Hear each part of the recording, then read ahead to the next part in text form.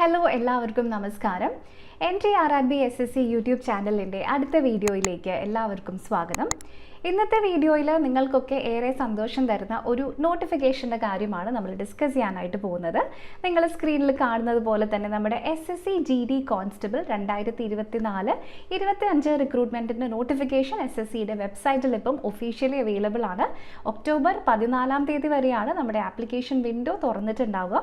അപ്പോൾ എന്താണ് ഈ ഒരു നോട്ടിഫിക്കേഷൻ? ഇതിലൂടെ എത്ര വേക്കൻസീസ് ആണ് ഫിൽഡ് ആവാൻ പോകുന്നത്? എവിടേക്കാണ് നിങ്ങൾക്ക് ജോലി കിട്ടുക? എങ്ങനെയാണ് അപ്ലൈ ചെയ്യുക? ഇതിൻ്റെ സ്കീം എന്താണ്? എക്സാമിൻ്റെ സെലക്ഷൻ പ്രോസസ്സ് എന്താണ്? തുടങ്ങിയിട്ടുള്ള എല്ലാ കാര്യങ്ങളും ഡീറ്റെയിൽഡ് ആയിട്ട് ഡിസ്കസ് ചെയ്യുന്ന ഒരു റിക്രൂട്ട്മെൻറ്റിൻ്റെ ഡീറ്റെയിൽ ഡിസ്കഷൻ വീഡിയോ ആണ് നമ്മളിന്നിവിടെ ചെയ്യുന്നത്. അപ്പോൾ എല്ലാവർക്കും നമ്മുടെ ഇന്നത്തെ വീഡിയോയിലേക്ക് സ്വാഗതം.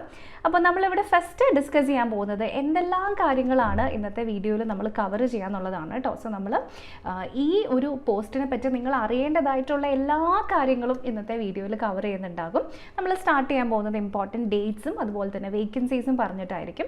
അതിനുശേഷം ഇതിൻ്റെ പേ സ്കെയിൽ എന്താണ്, ആപ്ലിക്കേഷൻ ഫീ എത്രയാണ്, എങ്ങനെ നിങ്ങൾക്ക് അപ്ലൈ ചെയ്യാൻ പറ്റും, ഇതിന് വേണ്ടിയിട്ടുള്ള മിനിമം ആയിട്ടുള്ള എഡ്യൂക്കേഷണൽ ക്വാളിഫിക്കേഷൻ എന്തൊക്കെയാണ്, ഏജ് ലിമിറ്റ് എന്താണ്, ഏജ് റിലാക്സേഷൻ എത്രയാണ്, സെലക്ഷൻ പ്രോസസ്സ് എങ്ങനെയാണ് വരുന്നത്, എക്സാം പാറ്റേൺ എന്താണ്, ഇനി അതെല്ലാം കഴിഞ്ഞ് നിങ്ങളുടെ റെഫറൻസിനായിട്ട് കുറച്ച് പ്രീവിയസ് ഇയർ ക്വസ്റ്റ്യൻസും കൂടെ ഡിസ്കസ് ചെയ്യുന്ന ഒരു ഡീറ്റെയിൽഡ് സെഷനാണിത്. അപ്പോൾ ഈ വീഡിയോ സ്റ്റാർട്ടിങ് തൊട്ട് അവസാനം വരെ കണ്ടിട്ടുണ്ടെങ്കിൽ ഈ റിക്രൂട്ട്മെൻറ്റിനെ പറ്റിയിട്ട് പിന്നെ നിങ്ങൾക്ക് യാതൊരു സംശയവും ഉണ്ടാവില്ല എന്നുള്ള കാര്യത്തിൽ സംശയം വേണ്ട. അപ്പോൾ നമുക്ക് ഇന്നത്തെ വീഡിയോയിലെ ഫസ്റ്റ് നമ്മൾ ഡിസ്കസ് ചെയ്യാൻ പോകുന്നത് നമ്മുടെ ഇമ്പോർട്ടൻറ്റ് ഡേറ്റ്സിനെ പറ്റിയിട്ടാണ്. ഞാൻ നേരത്തെ പറഞ്ഞതുപോലെ തന്നെ കംപ്ലീറ്റ്ലി ഓൺലൈൻ ആയിട്ടാണ് നമ്മുടെ SSCയുടെ എക്സാംസിൻ്റെ രജിസ്ട്രേഷൻസ് അല്ലെങ്കിൽ ആപ്ലിക്കേഷൻസ് എല്ലാം നടക്കുന്നത്. അപ്പോൾ ഇതും അതുപോലെ തന്നെയാണ്. സോ ഒക്ടോബർ 14 വരെയാണ് നമ്മുടെ റിക്രൂട്ട്മെൻറ്റ് പ്രകാരം നമ്മുടെ ആപ്ലിക്കേഷൻ വിൻഡോ ഓപ്പൺ ആയിട്ടുണ്ടാവുള്ളൂ. ഓക്കെ, അപ്പോൾ സെപ്റ്റംബർ 5 സ്റ്റാർട്ട് ചെയ്തിട്ട് ഏകദേശം ഒക്ടോബർ പകുതി 2 ആഴ്ച ആകുമ്പോഴേക്കും ഇതിൻ്റെ ആപ്ലിക്കേഷൻ വിൻഡോ ക്ലോസ് ആകും. പക്ഷേ നിങ്ങൾ ലാസ്റ്റ് മിനിറ്റിലേക്കൊന്നും പോകരുത് കേട്ടോ. എത്രയും പെട്ടെന്ന് തന്നെ നിങ്ങൾ അപ്ലൈ ചെയ്യുക. അപ്പോൾ പിന്നെ വരുന്നത് നമ്മുടെ ഓൺലൈൻ ഫീ പേയ്മെൻറ്റിൻ്റെ ഓപ്ഷനാണ്. സോ കംപ്ലീറ്റ്ലി ഓൺലൈനായിട്ട് തന്നെ നിങ്ങൾക്ക് ഫീയും പേ ചെയ്യാനായിട്ട് പറ്റും. സോ ഫീ പേയ്മെൻറ്റിനുള്ളത് ഒരു ദിവസം കൂടി എക്സ്ട്രാ ആയിട്ട് ഇവിടെ നീട്ടിയിട്ടുണ്ട്. സോ അത് ഒക്ടോബർ 15 വരെയാണ്. ഇനി നമ്മുടെ എക്സാം നടക്കാനായിട്ട് പോകുന്നത് exam January to February 2025 so അടുത്ത വർഷം ആദ്യം തന്നെ നമുക്ക് ഈ ഒരു എക്സാമിനേഷൻ എക്സ്പെക്റ്റ് ചെയ്യാവുന്നതാണ്. ഇനി ഈ നോട്ടിഫിക്കേഷൻ്റെ ഏറ്റവും വലിയ പ്രത്യേകത എന്ന് പറയുന്നത് നിങ്ങൾക്ക് ഈ സ്ലൈഡ് കാണുമ്പോൾ മനസ്സിലായിട്ടുണ്ടാവും.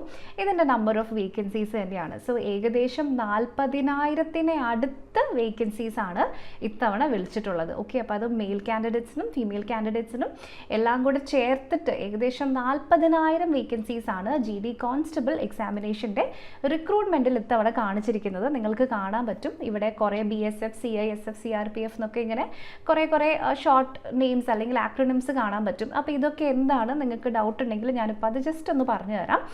ഈ റിക്രൂട്ട്മെൻറ്റ് നടക്കുന്നത് പ്രധാനമായിട്ടും ഒരു 7 ഫോഴ്സുകളിലേക്കാണ്. സോ ആ ഫോഴ്സുകളാണ് നമ്മളിവിടെ ലിസ്റ്റ് ചെയ്തിരിക്കുന്നത്.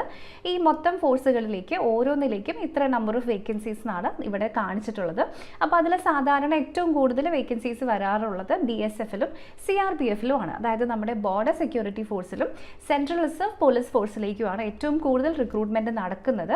അപ്പോൾ അതിൽ ബാക്കി വരുന്ന ഫോഴ്സുകൾ ഏതൊക്കെയാണെന്ന് നിങ്ങൾക്ക് ഇവിടെ കാണാനായിട്ട് പറ്റും. സോ ഇത് തന്നെയാണ് നമ്മളിവിടെയും ലിസ്റ്റ് ചെയ്തിരിക്കുന്നത്.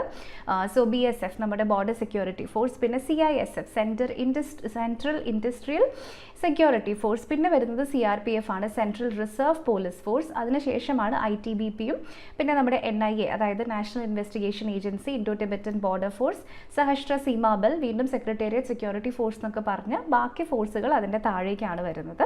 അപ്പോൾ ഈ 7 ഫോഴ്സുകളിലേക്കാണ് നമ്മുടെ റിക്രൂട്ട്മെൻറ്റ് നടക്കുന്നത്. അപ്പോൾ അതിൽ ഏറ്റവും കൂടുതൽ വന്നിരിക്കുന്നത് നിങ്ങൾക്ക് കാണാൻ പറ്റും ബോർഡർ സെക്യൂരിറ്റി ഫോഴ്സും അതിനുശേഷം നമ്മുടെ CRPF central reserve police ഫോഴ്സിലേക്കുമാണ്.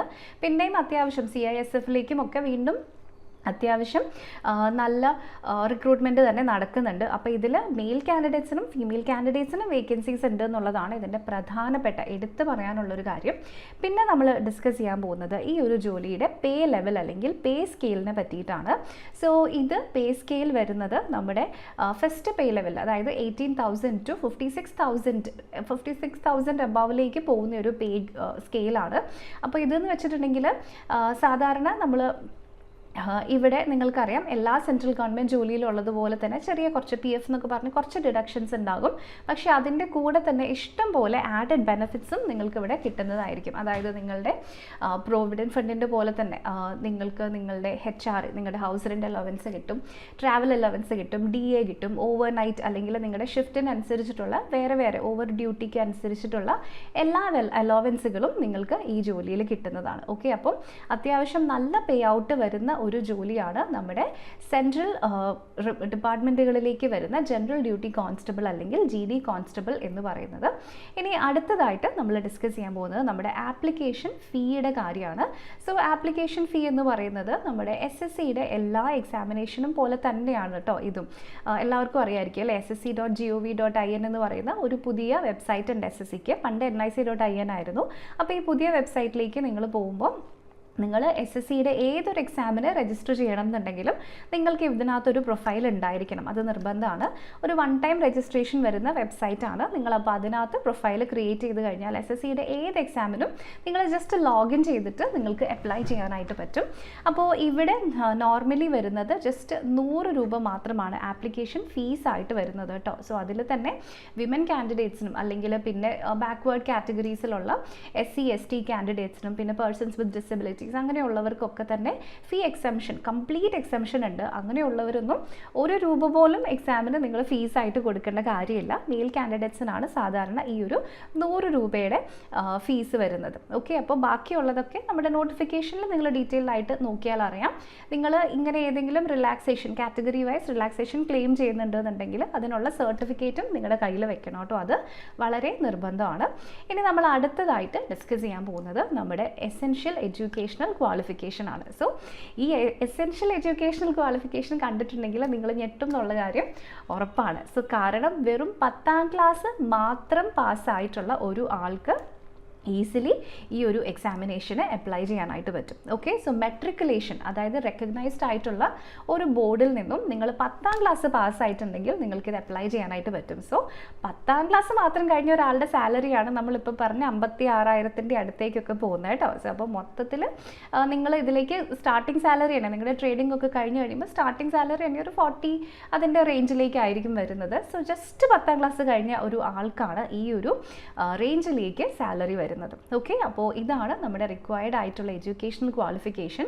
So പിന്നെ ഇവിടെ എടുത്തു പറയുന്നത് നോട്ടിഫിക്കേഷൻ വരുന്ന സമയത്ത് നിങ്ങളിപ്പോൾ ഫൈനൽ ഇയറിലാണ് അല്ലെങ്കിൽ നിങ്ങൾക്ക് അതിൻ്റെ സർട്ടിഫിക്കറ്റ് കയ്യിലില്ല എന്നുണ്ടെങ്കിൽ ഇവിടെ അപ്ലൈ ചെയ്യാനായിട്ട് പറ്റില്ല എന്ന് ക്ലിയർലി പറയുന്നുണ്ട്. അപ്പോൾ ഇവർ തന്നിരിക്കുന്ന ഡേറ്റ് January 1, 2025 അതിന് മുമ്പ് നിങ്ങളുടെ കയ്യിൽ സർട്ടിഫിക്കറ്റ് ഉണ്ടെങ്കിൽ നിങ്ങൾക്ക് അപ്ലൈ ചെയ്യാം. എന്നാൽ അതിന് മുമ്പ് നിങ്ങൾക്ക് സർട്ടിഫിക്കറ്റ് ഇല്ല എന്നുണ്ടെങ്കിൽ നിങ്ങൾക്കിവിടെ അപ്ലൈ ചെയ്യാനായിട്ട് പറ്റില്ല. ഓക്കെ, ഇനി അടുത്തതായിട്ട് നമ്മൾ ഡിസ്കസ് ചെയ്തത് നമ്മുടെ ഏജ് ലിമിറ്റാണ്. സോ അപ്പം ഏജ് ലിമിറ്റ് വളരെ ഇമ്പോർട്ടൻ്റ് ആണ് കേട്ടോ. സോ സാധാരണ നമ്മുടെ ഇതുപോലത്തെ എക്സാംസിലൊക്കെ ഏജ് ലിമിറ്റ് വരാറുണ്ടെങ്കിലും അതിൻ്റെ കൂടെ തന്നെ ഏജ് റിലാക്സേഷനും വരാറുണ്ട്. അപ്പോൾ അതിൻ്റെ ഡീറ്റെയിൽസും കൂടെ ഞാൻ നിങ്ങൾക്ക് പറഞ്ഞു തരാം. സോ ഇതിൽ പറഞ്ഞിരിക്കുന്ന പ്രകാരം ആക്ച്വൽ അല്ലെങ്കിൽ നമ്മുടെ സ്റ്റിപ്പുലേറ്റഡ് ആയിട്ടുള്ള ഏജിൻ്റെ റേഞ്ച് എന്ന് പറയുന്നത് 18 വയസ്സിനും 23 വയസ്സിനും ഇടയിലുള്ളവരാണ്. എന്ന് വെച്ചിട്ടുണ്ടെങ്കിൽ 2022 അതുപോലെ തന്നെ ഇവിടെ നിങ്ങൾക്ക് ക്ലിയർ ആയിട്ട് കാണാൻ പറ്റും. നോട്ട് ബിഫോർ 2022 മുമ്പുള്ളവർക്ക് പറ്റില്ല ആൻഡ് നോട്ട് ലേറ്റ് ദാൻ 2007 ശേഷമുള്ളവർക്കും പറ്റില്ല. ഇതിൻ്റെ ഇടയിൽ ജനിച്ചവർക്ക് മാത്രമാണ് ഇതിന് അപ്ലൈ ചെയ്യാനായിട്ട് പറ്റുക. അപ്പോൾ നിങ്ങളുടെ വയസ്സ് കാൽക്കുലേറ്റ് ചെയ്യാൻ പോകുന്നത് അപ്പോൾ ഇന്നത്തെ ഡേറ്റ് അല്ലെങ്കിൽ ആപ്ലിക്കേഷൻ ഡേറ്റിൽ വെച്ചിട്ടല്ല, നിങ്ങളുടെ ഡേറ്റ് നമ്മൾ കാൽക്കുലേറ്റ് ചെയ്യുന്നത് ഈ നോട്ടിഫിക്കേഷൻ പ്രകാരം January 1, 2025. സോ January 1 2025 നിങ്ങളുടെ പ്രായം ഈ 18നും 23 വയസ്സിനും ഇടയിലാണെന്നുണ്ടെങ്കിൽ നിങ്ങൾക്ക് ഡെഫിനറ്റ്ലി ഈ ഒരു എക്സാമിന് അപ്ലൈ ചെയ്യാനായിട്ട് പറ്റും. അപ്പോൾ പക്ഷേ ഇനി നിങ്ങൾ ഈ ഒരു പ്രായത്തിലല്ല, ഫോർ എക്സാമ്പിൾ നിങ്ങൾക്കൊരു 2 വയസ്സ് കൂടുതലുണ്ടെന്ന് കരുതുക. അങ്ങനെയുള്ളവർ ഇപ്പം നമ്മുടെ റിസർവ്ഡ് കാറ്റഗറീസിൽ ഏതെങ്കിലും പെട്ട ആളാണെങ്കിൽ, ഫോർ എക്സാമ്പിൾ ഇപ്പം SC STയിൽ ഉള്ള ഒരാളാണ് നിങ്ങളെന്ന് വിചാരിക്കുക.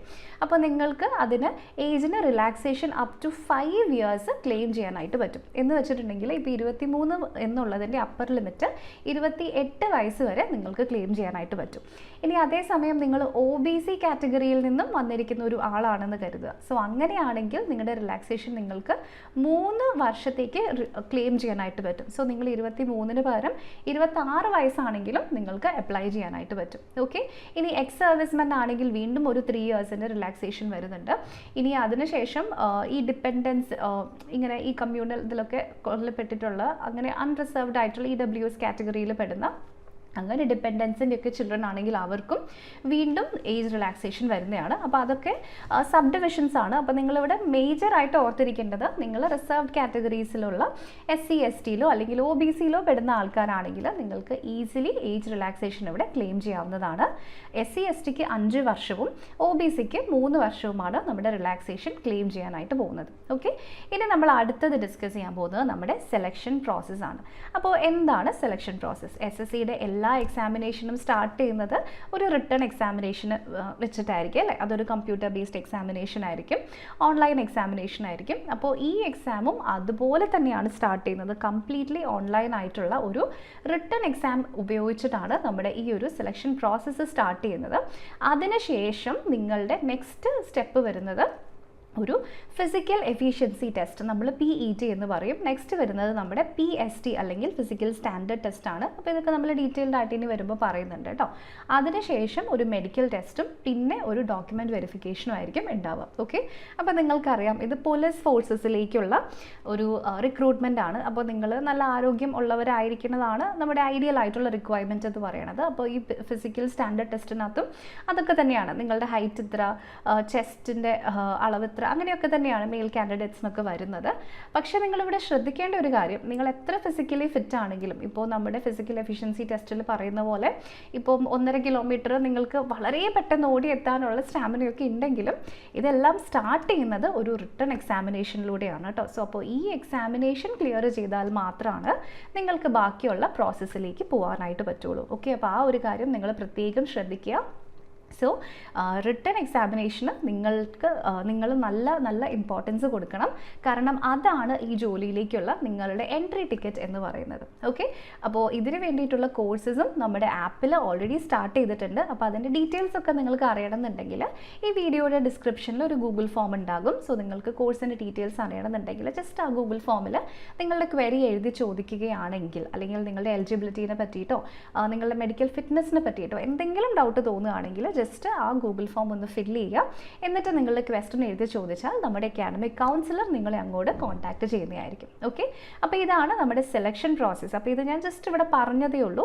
ഇനി നമ്മൾ ഇതിനെ ഒന്ന് ഡീറ്റെയിൽഡ് ആയിട്ട് എന്തെല്ലാം കാര്യങ്ങളാണ് ഇവിടെ നമ്മൾ ശ്രദ്ധിക്കേണ്ടത് എന്നൊക്കെ നമുക്ക് നോക്കാം. സോ ഫസ്റ്റ് നമ്മൾ ഡിസ്കസ് ചെയ്യാനായിട്ട് പോകുന്നത് നമ്മുടെ കമ്പ്യൂട്ടർ ബേസ്ഡ് എക്സാമിനേഷൻ ആണ്. സോ കമ്പ്യൂട്ടർ ബേസ്ഡ് എക്സാമിനേഷൻ നമ്മുടെ ഒന്നാമത്തെ സ്റ്റേജാണ്. ഞാൻ നേരത്തെ പറഞ്ഞതുപോലെ തന്നെ മൊത്തം 160 മാർക്കിലാണ് ഈ എക്സാമിനേഷൻ നടക്കുന്നത്. സോ ഇതിന് 80 ചോദ്യങ്ങളാണ് ചോദിക്കുക. സോ നോർമലി 60 മിനിറ്റ് അല്ലെങ്കിൽ 1 മണിക്കൂറാണ് ഈ ഒരു എക്സാമിനേഷൻ്റെ ഡ്യൂറേഷൻ എന്ന് പറയുന്നത്. സോ ഒരു ക്വസ്റ്റിന് 2 മാർക്ക് വീതമാണ് ഇവിടെ ആക്ച്വലി വെയിറ്റേജ് വരുന്നത്. ഇനി നിങ്ങളുടെ ആൻസർ തെറ്റാണെന്നുണ്ടെങ്കിൽ ഒരു റോങ് ആൻസറിന് നിങ്ങൾക്ക് 1/4 മാർക്ക് റിഡക്ഷൻ വരും. അപ്പോൾ ഇനി നിങ്ങൾ എക്സാം എഴുതുന്ന സമയത്ത് ഒരു ക്വസ്റ്റിൻ്റെ ആൻസർ നിങ്ങൾക്ക് അറിയില്ല, നിങ്ങൾ അതിനെ ജസ്റ്റ് ബ്ലാങ്ക് ആയിട്ട് വിട്ടു എന്നുണ്ടെങ്കിൽ പ്രശ്നമൊന്നുമില്ല, അതിൽ നിങ്ങൾക്ക് മാർക്ക് നഷ്ടപ്പെടാനൊന്നും പോകുന്നില്ല. അതേസമയം നിങ്ങൾ തെറ്റിക്കുകയാണെങ്കിൽ അതിൽ നിന്നും നിങ്ങൾക്ക് 1/4 മാർക്ക് ഡെഫിനറ്റ്ലി റിഡക്ഷൻ വരും. അതുകൊണ്ട് നിങ്ങൾ ശ്രദ്ധിച്ച് വേണം എക്സാം അറ്റൻഡ് ചെയ്യാൻ. ഓക്കെ, അപ്പോൾ ഇതാണ് നമ്മുടെ കമ്പ്യൂട്ടർ ബേസ്ഡ് എക്സാമിനേഷൻ. അപ്പോൾ ഇതിൽ ഏതൊക്കെ സബ്ജക്റ്റുകളുണ്ട്, അതിൻ്റെ വെയിറ്റേജ് എന്തൊക്കെയാണെന്നൊക്കെ നമ്മൾ വഴിയെ പറയുന്നതായിരിക്കും. അപ്പോൾ അതിൻ്റെ എക്സാം പാറ്റേൺ എന്ന് പറയുന്നത് നമ്മൾ ഇപ്പോൾ ജസ്റ്റ് പറഞ്ഞു. ഇനി അതിൽ എടുത്തു പറയാനുള്ള മറ്റൊരു പ്രധാനപ്പെട്ട കാര്യം എന്ന് പറയുന്നത് നിങ്ങളുടെ ലാംഗ്വേജ് ആണ്.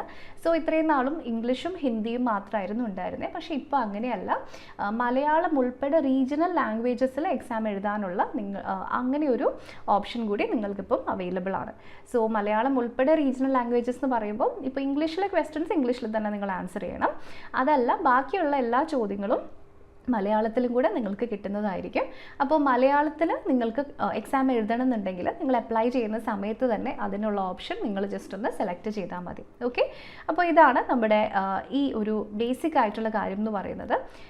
നെക്സ്റ്റ് നമ്മൾ ഡിസ്കസ് ചെയ്യുന്നത് നമ്മുടെ എക്സാമിൻ്റെ സ്കീമിനെ പറ്റിയിട്ടാണ്. സോ ഞാൻ നേരത്തെ പറഞ്ഞു ഇവിടെ 80 മാർക്കിലാണ് നമ്മുടെ ക്വസ്റ്റ്യൻസ് വരുന്നത്. സോ പ്രധാനമായിട്ടും നമുക്ക് 4 സബ്ജക്റ്റുകളാണുള്ളത്. സോ അതിൽ ഒന്നാമത്തെ സബ്ജക്റ്റ് എന്ന് പറയുന്നത് നമ്മുടെ general general intelligence and reasoning ആണ്. അതിനുശേഷം മാത്തമാറ്റിക്സ് വരുന്നുണ്ട്, അതിനുശേഷം ഇംഗ്ലീഷും, പിന്നെ വരുന്നത് നമ്മുടെ ജനറൽ അവയർനെസ് അല്ലെങ്കിൽ കറണ്ട് അഫയേഴ്സ് ആണ്. അപ്പോൾ നിങ്ങളിവിടെ ശ്രദ്ധിക്കേണ്ട കാര്യം എന്തൊക്കെയാണെന്ന് വെച്ചാൽ ഈ 4 സബ്ജക്റ്റിനും ഇവിടെ തുല്യ വെയിറ്റേജ് ആണ്. ഇതിൽ ഓരോന്നിൽ നിന്നും 20 ക്വസ്റ്റ്യൻസ് ആണ് നമുക്ക് ഇവിടെ എക്സ്പെക്റ്റ് ചെയ്യാനായിട്ടുള്ളത്. 20 ക്വസ്റ്റ്യൻ, ഒരു ക്വസ്റ്റ്യൻ 2 മാർക്ക് വീതം 40 മാർക്കാണ് ഈച്ച് സെക്ഷനിൽ നിന്നും നിങ്ങൾക്ക് ഇവിടേക്ക് കിട്ടുന്നത്. ഓക്കെ, അപ്പോൾ ഈ 4 എണ്ണത്തിനും തുല്യ വെയിറ്റേജ് ആണ് ഇവിടെ വരുന്നത്. സോ മൊത്തത്തിൽ നിങ്ങളുടെ എക്സാമിനേഷൻ്റെ ടോട്ടൽ എന്ന് പറയുന്നത് 160 മാർക്കാണ്. അതിൽ ഓരോ സെക്ഷനിൽ നിന്നും ഈച്ച് സെക്ഷനിൽ നിന്നും 40 മാർക്ക് വീതമാണ് കേട്ടോ. അപ്പോൾ ചില ക്വസ്റ്റ്യൻസിൽ ഇപ്പം SSCയുടെ ഒക്കെ ചില എക്സാംസിൽ നിങ്ങൾക്ക് അറിയായിരിക്കും ചിലതിന് വെയിറ്റേജ് കൂടുതലായിരിക്കും, ചിലതിന് വെയിറ്റേജ് കുറവായിരിക്കും. പക്ഷേ അതുകൊണ്ടാണ് ഞാനത് വീണ്ടും വീണ്ടും സ്ട്രെസ് ചെയ്ത് തന്നെ പറയുന്നത്. ഇവിടെ 4 സെക്ഷനും തുല്യ വെയിറ്റേജ് ആണ്. ഓക്കെ, ഇനി നമ്മൾ അടുത്തതായിട്ട് ഡിസ്കസ് ചെയ്യാനായിട്ട് പോകുന്നത് നമ്മുടെ ഡീറ്റെയിൽഡ് ആയിട്ടുള്ള സിലബസ് ആണ്. അതിനുശേഷം നമ്മുടെ ഫിസിക്കൽ എഫിഷ്യൻസി ടെസ്റ്റും അതുപോലെ തന്നെ സ്റ്റാൻഡേർഡ് ടെസ്റ്റും അതിൻ്റെ കാര്യങ്ങളൊക്കെ ഡീറ്റെയിൽഡ് ആയിട്ട് പറഞ്ഞു തരാം കേട്ടോ. അപ്പോൾ നമ്മളിവിടെ ഫസ്റ്റ് മാത്തമാറ്റിക്സ് അല്ലെങ്കിൽ നമ്മുടെ എലമെൻ്ററി മാത്തമാറ്റിക്സിൽ ഏതൊക്കെ സബ്ജക്റ്റുകളാണ് അല്ലെങ്കിൽ സബ് ടോപ്പിക്കുകളാണ് നമ്മൾ പഠിക്കാനുള്ളതെന്നാണ് ഇവിടെ ലിസ്റ്റ് ചെയ്തിരിക്കുന്നത്. SSCയുടെ എല്ലാ എക്സാം പോലെ തന്നെയാണ് കേട്ടോ. Number system, percentages, averages, ratio, proportion, interest, profit and loss, discount, mensuration, time and distance, time and work, fundamental arithmetic operation. അപ്പോൾ ഇതിൻ്റെ മൊത്തം സിലബസ് നമ്മുടെ നോട്ടിഫിക്കേഷനിൽ വന്നിരിക്കുന്ന സിലബസ് ഞാനിവിടെ ലിസ്റ്റ് ചെയ്തിട്ടുണ്ട്. പക്ഷേ അതിൻ്റെ കൂടി എപ്പോഴും ഒരു എക്സെട്രയും കൂടെ ഉണ്ടാവും. സോ മൊത്തത്തിൽ നമ്മുടെ എല്ലാ കോമ്പറ്റേറ്റീവ് എക്സാമിനേഷൻസിനും പഠിക്കുന്നത് പോലെ തന്നെയായിരിക്കും ഈ ഒരു എക്സാമിനും നിങ്ങൾ സിലബസ് കവർ ചെയ്യേണ്ടത്. പൊതുവേ ക്വാണ്ടിറ്റേറ്റീവ് ആപ്റ്റിറ്റ്യൂഡ് അല്ലെങ്കിൽ എലിമെൻ്ററി മാത്തമാറ്റിക്സിൽ വരുന്ന എല്ലാ കാര്യങ്ങളും നിങ്ങൾ കവർ ചെയ്യേണ്ടതായിട്ട് വരും. പിന്നെ ഇതിൽ എടുത്തു പറയാനുള്ള മറ്റൊരു കാര്യം, നമ്മുടെ ഇന്നത്തെ വീഡിയോൻ്റെ ലാസ്റ്റ് ഇതിൽ നിന്ന് വരുന്ന മാത്സിൽ നിന്ന് വരുന്ന 1-2 എക്സാമ്പിൾ ക്വസ്റ്റ്യൻസ് ഞാൻ എടുത്തിട്ടുണ്ട്. അപ്പോൾ നിങ്ങളത് റെഫർ ചെയ്യുകയാണെങ്കിൽ ഏകദേശം ഏത് ലെവലുള്ള ക്വസ്റ്റ്യൻസ് ആയിരിക്കും നിങ്ങൾക്ക് വരുന്നത് എന്ന് നിങ്ങൾക്ക് ക്ലിയർ ആയിട്ട് മനസ്സിലാക്കാൻ പറ്റും. ഓക്കെ, ഇനി അടുത്തത് നമ്മുടെ ജനറൽ ഇൻ്റലിജൻസ് ആൻഡ് റീസണിങ്ങിൻ്റെ സിലബസ് ആണ്. അതും നിങ്ങൾക്ക് ഇവിടെ കാണാൻ പറ്റുന്നുണ്ടാവുക അല്ലേ. Spatial visualisation, spatial orientation, observation, visual memory, mathematical reasoning, verbal reasoning, non verbal reasoning, analogies, coding, decoding, similarities and differences, recent studies and theories, analytical reasoning, syllogism, jumbling, Venn diagram, statement, course of action, decision making, maps, interpretation of graphs, etc. ഇതൊക്കെ തന്നെയാണ് നമ്മുടെ എല്ലാ competitive എക്സാംസിലും syllabus ആയിട്ട് വരുന്നത്. അതിൻ്റെ കൂടെയുള്ള ഈ എക്സെട്രനെ ഒന്ന് ശ്രദ്ധിക്കണം കേട്ടോ. കാരണം ഇൻ കേസ് ഏതെങ്കിലും ഒരു ടോപ്പിക്ക് ലിസ്റ്റ് ചെയ്തിട്ടില്ല എന്നുണ്ടെങ്കിലും അതിൽ നിന്ന് ചോദ്യങ്ങൾ വരും. അപ്പോൾ ഇതൊക്കെ കണ്ട് നിങ്ങൾ പേടിക്കേണ്ട, സബ് ടോപ്പിക്കുകളൊക്കെ ഇഷ്ടം പോലെ ഉണ്ട് എന്ന് വിചാരിച്ച് നിങ്ങളുടെ നിങ്ങൾ എക്സാം എഴുതാൻ പോകുന്ന സമയത്ത് നിങ്ങൾ ടെൻഷൻ അടിക്കുകയൊന്നും വേണ്ട. നമ്മുടെ കോഴ്സസ് ഓൾറെഡി അവൈലബിൾ ആണ്. ഞാൻ പറഞ്ഞല്ലോ, ബേസിക് കോൺസെപ്റ്റ്സ് മുതൽ നിങ്ങളുടെ അഡ്വാൻസ് ലെവൽ പ്രിപ്പറേഷൻ വരെ ഹെൽപ്പ് ചെയ്യുന്ന കോഴ്സസ് ആണ് നമ്മുടെ എൻട്രി ആപ്പിൽ അവൈലബിൾ ആയിട്ടുള്ളത്. ഞാൻ നേരത്തെ പറഞ്ഞതുപോലെ നിങ്ങൾ ജസ്റ്റ് ഒന്ന് എഴുതി ചോദിച്ചാൽ മാത്രം മതിയാകും. ഓക്കെ, അടുത്തത് ഇംഗ്ലീഷിൻ്റെ സിലബസ് ആണ്. നിങ്ങൾക്ക് ഇവിടെ കാണാൻ പറ്റുന്നുണ്ടാവും. Comprehension writing, sentence formation, para jumbling, synonyms and antonyms. അപ്പോൾ ഇതൊക്കെയാണ് നമുക്ക് കൂടുതലായിട്ടും വരുന്നത്. ഇനി അടുത്തത് ജനറൽ അവയർനെസ് ആണ്. സോ ഇതിൽ കൂടുതൽ വെയിറ്റേജ് ഡെഫിനറ്റ്ലി കറണ്ട് അഫയേഴ്സിന് ഉണ്ടാകും. അതിനുശേഷം ഇന്ത്യൻ ലിറ്ററേച്ചർ, വീണ്ടും നമ്മുടെ ഹിസ്റ്ററി റിലേറ്റഡ് ആയിട്ടുള്ള ക്വസ്റ്റ്യൻസ് ഉണ്ടായിരിക്കും. പിന്നെ polity related, constitution related questions, പിന്നെ പല സ്റ്റേറ്റുകളുടെയും കൾച്ചർ, ഫെസ്റ്റിവൽസ്, അങ്ങനെ ഒരുപാട് റിലേറ്റഡ് ആയിട്ടുള്ള ക്വസ്റ്റ്യൻസും നമുക്ക് ഇതിൽ നിന്നും എക്സ്പെക്റ്റ് ചെയ്യാൻ പറ്റുന്നതാണ്. ഓക്കെ, അപ്പോൾ ഇത്രയും കാര്യങ്ങൾ നിങ്ങൾക്ക് മനസ്സിലായിട്ടുണ്ടാവും. ഇനി ഇത് അപ്ലൈ ചെയ്യേണ്ടത് എങ്ങനെയാണ് എന്നുള്ള കാര്യം കൂടി ജസ്റ്റ് ഒന്ന് പറഞ്ഞു തരാം. സോ ഇപ്പോൾ നമ്മുടെ ആപ്ലിക്കേഷൻ പ്രോസസ്സ്, അതിനു മുമ്പ് നമ്മുടെ ഫിസിക്കൽ എഫിഷ്യൻസി ടെസ്റ്റിൻ്റെ കാര്യം നമ്മൾ പറഞ്ഞിട്ടുണ്ടായിരുന്നില്ല അല്ലേ. സോ PETയിൽ നിങ്ങൾക്ക് എന്തൊക്കെയാണ് ശ്രദ്ധിക്കാനുള്ളത്? സോ PET എന്ന് പറയുന്നത് നിങ്ങളുടെ ജസ്റ്റ് സ്റ്റാമിന നോക്കുന്ന ടെസ്റ്റാണ് കേട്ടോ. അപ്പോൾ ഇതിൽ അധികവും വരുന്നത് ജസ്റ്റ് വാക്കിങ്ങും ഒക്കെ മാത്രമാണ് വരുന്നുള്ളൂ. ഓക്കെ, ഫോർ എക്സാമ്പിൾ ഇപ്പോൾ മെയിൽ കാൻഡിഡേറ്റ്സിനാണെങ്കിൽ ഒരു 5 കിലോമീറ്റർ ദൂരം അവർ തന്നിരിക്കുന്ന സമയം ഒരു 24 മിനിറ്റ്സിൻ്റെ ഉള്ളിൽ നടക്കണം. ഇനി മെയിൽ കാൻഡിഡേറ്റ്സിനാണെങ്കിൽ 1.6 കിലോമീറ്റർ ആയിരിക്കും, അതെ 1.6 കിലോമീറ്റർ ആയിരിക്കും അവർ ഒരു 8 മിനിറ്റ്സിൽ നടക്കണം. അപ്പോൾ ആ ഒരു രീതിയിലാണ് നമ്മുടെ ഫിസിക്കൽ എഫിഷ്യൻസി ടെസ്റ്റ് വരുന്നത്. ഫിസിക്കൽ സ്റ്റാൻഡേർഡ് ടെസ്റ്റ് എന്ന് പറയുന്നത് ഈ ഹൈറ്റും അങ്ങനെയുള്ള സ്പെസിഫിക്കേഷൻസ് മാത്രം നോക്കുന്ന കാര്യങ്ങളാണ് കേട്ടോ. അപ്പോൾ ഇനി നമുക്ക് വീണ്ടും ഹൗ ടു അപ്ലൈയിലേക്ക് വരാം. സോ എങ്ങനെയാണ് നമ്മൾ അപ്ലൈ ചെയ്യുന്നത്? ഇതിന് മുൻപ് നമ്മൾ അപ്ലൈ ചെയ്തുകൊണ്ടിരുന്നത് SSC.nic.in IN എന്ന് പറയുന്ന പഴയ വെബ്സൈറ്റിലായിരുന്നു. പക്ഷേ ഇപ്പം അത് ഫങ്ഷണൽ അല്ല എന്ന് ക്ലിയർലി പറഞ്ഞിട്ടുണ്ട്. അപ്പോൾ നിങ്ങൾ വീണ്ടും പോയിട്ട് ഈ പുതിയ വെബ്സൈറ്റ് http://ssc.gov.in എന്ന് പറയുന്ന വെബ്സൈറ്റിൽ പോയിട്ട് വേണം രജിസ്റ്റർ ചെയ്യാൻ. ഓക്കെ, അപ്പം ഇതാണ് പുതിയ വെബ്സൈറ്റ്. ഇവിടെ നിന്ന് മാത്രമാണ് നിങ്ങൾക്ക് രജിസ്ട്രേഷൻ ചെയ്യാനായിട്ട് പറ്റുള്ളൂ. ഇനി അടുത്തത് നിങ്ങളുടെ ഓൺലൈൻ ആപ്ലിക്കേഷൻ ഫോം നമ്മൾ ജനറേറ്റ് ചെയ്തത് ചെക്ക് ചെയ്യാനും ഈ പുതിയ വെബ്സൈറ്റ് തന്നെയാണ് നിങ്ങളിവിടെ നോക്കേണ്ടത്. ഓക്കെ, സോ അപ്പോൾ ഒന്നും കൂടെ പറയാം, ssc.gov.in എന്ന് പറയുന്നതാണ് നമ്മുടെ വെബ്സൈറ്റ്. ഇനി നമ്മൾ ഡിസ്കസ് ചെയ്യാൻ പോകുന്നത് കുറേ സ്പെസിഫിക്കേഷൻസ് ആണ്. അപ്പോൾ നിങ്ങളുടെ ഈ റിക്രൂട്ട്മെൻറ്റിൻ്റെ നോട്ടിഫിക്കേഷൻ എന്ന് പറയുന്നത് ഏകദേശം ഒരു 70-75 പേജ് വരുന്ന ഒരു വലിയ ഡോക്യുമെൻ്റ് ആണ്. അപ്പോൾ അത് മുഴുവൻ നിങ്ങൾ കുത്തിയിരുന്ന് വായിച്ച് സമയം കളയേണ്ട കാര്യമില്ല. അപ്പോൾ എന്തെല്ലാം കാര്യങ്ങളാണ് ഇവിടെ നിങ്ങൾ ശ്രദ്ധിക്കേണ്ടതെന്നുള്ളത് നമ്മളിവിടെ ലിസ്റ്റ് ചെയ്തിട്ടുണ്ട്. ഓക്കെ, അപ്പോൾ ഇതിൽ നമ്മൾ ശ്രദ്ധിക്കേണ്ട കാര്യം, നമ്മൾ ഇതിനു മുമ്പൊക്കെ അപ്ലൈ ചെയ്യുന്ന സമയത്ത് നമ്മൾ ഫോട്ടോഗ്രാഫും അതുപോലെ തന്നെ സിഗ്നേച്ചറും നമ്മൾ അപ്ലോഡ് ചെയ്യായിരുന്നു. പക്ഷേ ഇപ്പോഴങ്ങനെയല്ല. ഫോട്ടോഗ്രാഫ് ഏറ്റവും റീസെൻ്റ് ആവണം എന്നുള്ളത് കൊണ്ട് തന്നെ നിങ്ങൾ ഫോട്ടോഗ്രാഫ് അപ്ലോഡ് ചെയ്യേണ്ട കാര്യമൊന്നുമില്ല. നിങ്ങൾ അപ്ലൈ ചെയ്യുന്ന സമയത്ത് തന്നെ അതിൻ്റെ ലൈവ് ക്യാമറയിൽ നിങ്ങളുടെ ഫോട്ടോഗ്രാഫ് എടുത്തോളും. അപ്പോൾ അതിൻ്റെ ലൈറ്റിങ്ങും കാര്യങ്ങളൊക്കെയാണ് നിങ്ങളിവിടെ ശ്രദ്ധിക്കേണ്ടതായിട്ടുള്ളൂ. ഓക്കെ, അപ്പോൾ ഞാൻ ജസ്റ്റ് ഒന്ന് പറഞ്ഞു തരാം. നിങ്ങൾ ഒന്നും കൂടെ പറയാം, നിങ്ങളുടെ കയ്യിൽ പ്രീ റിക്വസൈറ്റ് ആയിട്ട് ഒരു ഫോട്ടോഗ്രാഫ് വേണം എന്ന് നിർബന്ധമില്ല. ഓക്കെ, ആപ്ലിക്കേഷനിൽ തന്നെ, ആപ്ലിക്കേഷൻ ഫോമിൽ തന്നെ ലൈവായിട്ട് നിങ്ങളുടെ ഫോട്ടോ ക്യാപ്ചർ ചെയ്യാനുള്ള മെത്തേഡ് അല്ലെങ്കിൽ ഫെസിലിറ്റി ഉണ്ടായിരിക്കും. അപ്പോൾ നിങ്ങൾ എന്തുപയോഗിച്ചിട്ടാണ് അപ്ലൈ ചെയ്യുന്നത്, നിങ്ങളിപ്പോൾ ചിലപ്പോൾ കമ്പ്യൂട്ടർ യൂസ് ചെയ്തിട്ടായിരിക്കും, അങ്ങനെയാണെങ്കിൽ അതിൻ്റെ ക്യാമറ ഓൺ ആക്കുക. അല്ലെങ്കിൽ നിങ്ങൾ ഫോണിലായിരിക്കും ചെയ്യുന്നത്, അപ്പോൾ ഫോണിൻ്റെ ഫ്രണ്ട് ക്യാം ഓൺ ആക്കുക. അപ്പോൾ അത് ഉപയോഗിച്ചിട്ട് നിങ്ങളെ ആ ഒരു ഫോട്ടോയ്ക്ക് നിൽക്കാനുള്ള പ്രോംപ്റ്റ് വരുന്ന സമയത്ത് നിങ്ങൾ അതിനനുസരിച്ച് നല്ല ലൈറ്റിംഗ് ഉള്ളൊരു സ്ഥലത്ത് നിൽക്കുക. എന്നിട്ട് നിങ്ങളുടെ ഫോട്ടോ അത് ക്യാപ്ചർ ചെയ്തോളും. ഓക്കെ, അപ്പോൾ ഇതാണ് ഇവിടെ തന്നിരിക്കുന്നത്. സോ സാധാരണ നമ്മൾ ഫോട്ടോ അപ്ലോഡിംഗ് ആയിരുന്നു, അപ്പോൾ ഇനി അതിൻ്റെ ആവശ്യമില്ല. പക്ഷേ അതിൽ കുറച്ച് കാര്യങ്ങൾ എക്സ്ട്രാ ശ്രദ്ധിക്കാനുണ്ട്. അപ്പോൾ അതുകൂടി നമ്മൾ ജസ്റ്റ് ഇവിടെ ചെയ്യുന്നുണ്ട് കേട്ടോ. അപ്പോൾ അതിൽ ഒന്നാമത്തെ കാര്യം ഇവിടെ നിങ്ങൾ ചെയ്യേണ്ടത് എന്താണെന്ന് വെച്ചിട്ടുണ്ടെങ്കിൽ, പ്രോപ്പറായിട്ട് ലൈറ്റിംഗ് ഉള്ള ഒരു സ്ഥലത്ത് വേണം നിങ്ങൾ നിൽക്കാൻ. അതായത് ഒരു ഡിമ്മായിട്ട് അല്ലെങ്കിൽ ഭയങ്കര ഡള്ളായിട്ടുള്ള ബാക്ക്ഗ്രൗണ്ടിൽ നിന്നിട്ടുണ്ടെങ്കിൽ കാര്യമില്ല. പ്രോപ്പറായിട്ട് ഒരു ലൈറ്റിംഗ് ഉള്ള സ്ഥലത്ത് വേണം നിങ്ങൾ എന്തായാലും നിൽക്കാൻ. ഓക്കെ, അപ്പോൾ അതാണ് ഒന്നാമത്തെ കാര്യം. ഇനി നെക്സ്റ്റ് നമ്മൾ ചെയ്യേണ്ടത് എന്താണെന്ന് വെച്ചിട്ടുണ്ടെങ്കിൽ, നിങ്ങളുടെ ഐ ലെവലിൽ വേണം ക്യാമറ വയ്ക്കാൻ. സോ ഇപ്പോൾ നിങ്ങൾ ഇത്രയും മുകളിൽ ക്യാമറ വെച്ചിട്ട് ഫോട്ടോ എടുക്കരുത്, താഴെ വെച്ചിട്ട് എടുക്കരുത്. നിങ്ങളുടെ ഐ ലെവലിൽ കറക്റ്റായിട്ട് ക്യാമറ വെച്ചിട്ട് വേണം നിങ്ങളുടെ ഫോട്ടോ എടുക്കാൻ. ഇനി നിങ്ങൾ ഫോട്ടോ എടുക്കുന്ന സമയത്ത് അങ്ങോട്ടും ഇങ്ങോട്ടും ഒന്നും നോക്കി നിൽക്കരുത്. നമ്മുടെ ശ്രീനിവാസൻ്റെ ഒക്കെ ഒരു മൂവിയിലെ ഒരു സീനില്ലേ, ഇങ്ങനെ നോക്കി നിൽക്കുന്നത്, അങ്ങനെയൊന്നും ചെയ്യാൻ പാടില്ല. ഡയറക്റ്റ്ലി നോക്കി ക്യാമറയിലേക്ക് തന്നെ ഫേസ് ചെയ്ത് നിൽക്കുക. പിന്നെ നിങ്ങൾ ശ്രദ്ധിക്കേണ്ട കാര്യം, ഒരു പ്ലെയിൻ ആയിട്ടുള്ള ബാക്ക്ഗ്രൗണ്ടിൻ്റെ ഫ്രണ്ടിൽ നിന്നിട്ട് വേണം നിങ്ങളുടെ ഫോട്ടോ എടുക്കാൻ. ഓക്കെ, അപ്പോൾ ബാക്കിൽ അങ്ങനെ ഡിസ്ട്രാക്ഷൻസോ അങ്ങനെയൊന്നും ഇല്ലാതെ നല്ല ലൈറ്റിംഗ് ഉള്ള ഒരു പ്ലെയിൻ ബാക്ക്ഗ്രൗണ്ടിൽ നിന്ന് വേണം നിങ്ങളുടെ ഈ ഒരു ഫോട്ടോ എടുക്കാൻ. പിന്നെ നിങ്ങൾ ഈ ഫോട്ടോ എടുക്കുന്ന സമയത്ത് ക്യാപ്പോ അല്ലെങ്കിൽ മാസ്കോ അങ്ങനെയൊന്നും വെക്കരുതെന്ന് പറഞ്ഞിട്ടുണ്ട്. ഇയർഫോൺസും വെക്കരുത്.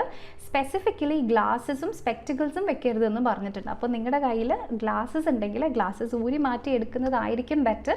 കാരണം അവർ എന്ത് ഷെയ്ഡ്സ് ആണോ അല്ലെങ്കിൽ ഒന്നും അങ്ങനെ പറഞ്ഞിട്ടില്ല. സ്പെക്റ്റിക്കിൾസും ഉണ്ടാവാൻ പാടില്ല എന്നാണ് പറഞ്ഞിരിക്കുന്നത്. ഓക്കെ, സോ അതുകൊണ്ട് തന്നെ പ്രോപ്പറായിട്ട് മാസ്കോ ക്യാപ്പോ ഹാറ്റോ സ്പെക്റ്റിക്കിൾസോ ഗ്ലാസ്സസോ ഇയർഫോൺസോ ഒന്നും ഇല്ലാതെ, വേറെ അങ്ങനത്തെ എക്സ്ട്രാ ഫിറ്റിങ്സ് ഒന്നും ഇല്ലാതെ പ്ലെയിൻ ആയിട്ട് വേണം നിങ്ങളുടെ ഈ ഒരു ഫോട്ടോ എടുക്കാനായിട്ട്. ഓക്കെ, പിന്നെ നിങ്ങൾ ക്യാമറയെ നേരെ നോക്കണം എന്ന് പറഞ്ഞു, അതിൻ്റെ ആ ഫ്രെയിമിൽ തന്നെ നിൽക്കണം എന്ന് പറഞ്ഞു എന്ന് കരുതി ഏറ്റവും ബാക്കിൽ പോയി നിൽക്കരുത്, ഏറ്റവും ഫ്രണ്ടിലും പോയി നിൽക്കരുത്. ഒരു പ്രോപ്പർ ആയിട്ടുള്ള റെക്റ്റാങ്കിൾ ഒരു കോളം ഉണ്ടായിരിക്കും, അതിൻ്റെ ഉള്ളിൽ കറക്റ്റ് ഡിസ്റ്റൻസ് വിട്ട് ഡീസൻ്റ് ആയിട്ടുള്ള ഫോട്ടോ അപ്ലോഡ് ചെയ്യുക. കാരണം അത് സിസ്റ്റമാണ് ചെക്ക് ചെയ്യുന്നത്. സോ നിങ്ങളുടെ ഫോട്ടോയിൽ എന്തെങ്കിലും പ്രശ്നം വന്നിട്ട് റിജക്റ്റ് ആയിട്ടുണ്ടെങ്കിൽ ആപ്ലിക്കേഷൻ തന്നെ റിജക്റ്റ് ആയി പോകും. ഓക്കെ, അപ്പോൾ അത് നിങ്ങൾ എക്സ്ട്രാ കെയർഫുൾ ആയിരിക്കുക.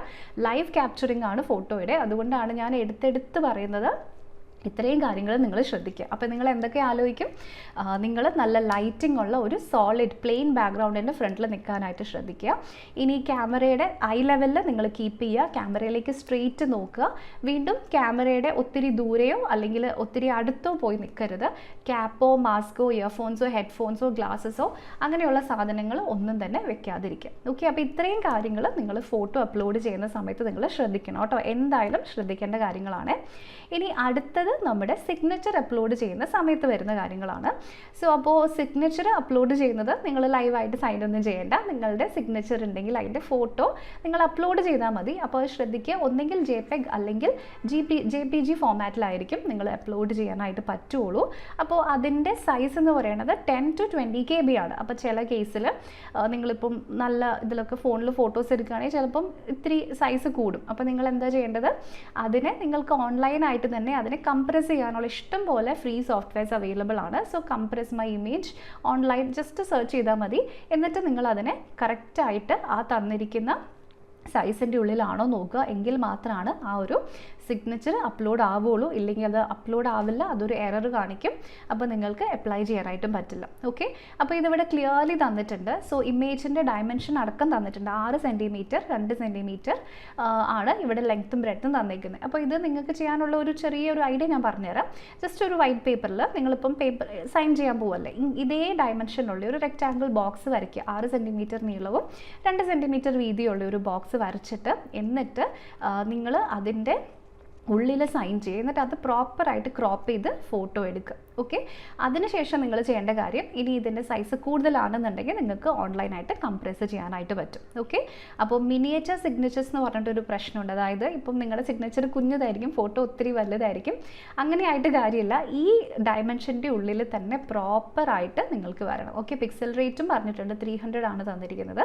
അപ്പോൾ ഈ ഡയമെൻഷൻസ് ഒക്കെ പ്രോപ്പറായിട്ട് നിങ്ങൾ ചെയ്യുക. ഇനി നിങ്ങൾക്ക് അതിൽ ഡൗട്ട് ഉണ്ടെന്നുണ്ടെങ്കിൽ ജസ്റ്റ് ഓൺലൈൻ അപ്ലൈ ചെയ്യുന്ന സമയത്ത് വേറൊരു ടാബ് തുറന്ന് നിങ്ങളുടെ ഇമേജിൻ്റെ സ്പെസിഫിക്കേഷൻ ഇതാണോ എന്ന് ജസ്റ്റ് ഒന്ന് അപ്ലോഡ് ചെയ്ത് സെർച്ച് ചെയ്ത് നോക്കുക. അതിനൊക്കെ ഇഷ്ടം പോലെ ഫ്രീ വെബ്സൈറ്റുകൾ അവൈലബിൾ ആണ് കേട്ടോ. അപ്പോൾ ഈ കാര്യങ്ങൾ നിങ്ങൾ പ്രത്യേകം ശ്രദ്ധിക്കുക. ഓക്കെ, അപ്പോൾ ബാക്കി കാര്യങ്ങളൊക്കെ നിങ്ങൾക്ക് അറിയാലോ. നിങ്ങളുടെ റിസർവേഷൻ ഉണ്ടെങ്കിൽ അതിൻ്റെ സർട്ടിഫിക്കറ്റ് ഒക്കെ നിങ്ങളുടെ കയ്യിൽ വേണം. പിന്നെ നിങ്ങളുടെ മെട്രിക്കുലേഷൻ സർട്ടിഫിക്കറ്റ്, അതിൻ്റെ മാർക്ക് തുടങ്ങിയ കാര്യങ്ങളൊക്കെ ഓരോരുത്തർക്കും വേറെ വേറെ ആയിരിക്കും. അപ്പോൾ അതൊക്കെ നിങ്ങൾ അതിനനുസരിച്ച് അപ്ലൈ ചെയ്യുമ്പോൾ നമ്മൾ അപ്ലോഡ് ചെയ്താൽ മതി. അപ്പോൾ ബാക്കി കാര്യങ്ങളൊക്കെ സെയിം ആണ്. പക്ഷേ ഈ 2 സ്പെസിഫിക്കേഷൻസ് നിങ്ങൾ എക്സ്ട്രാ കെയർഫുൾ ആയിട്ട് ശ്രദ്ധിക്കുക. ഓക്കെ, ഇനി അടുത്തത് നമ്മുടെ കറക്ഷൻ വിൻഡോ ആണ്. സോ ഞാൻ തുടക്കത്തിൽ തന്നെ പറഞ്ഞിട്ടുണ്ടായിരുന്നു, നമ്മുടെ ആപ്ലിക്കേഷൻ ഡേറ്റ് വരുന്നത് 14-ാം തീയതി വരെയാണ്.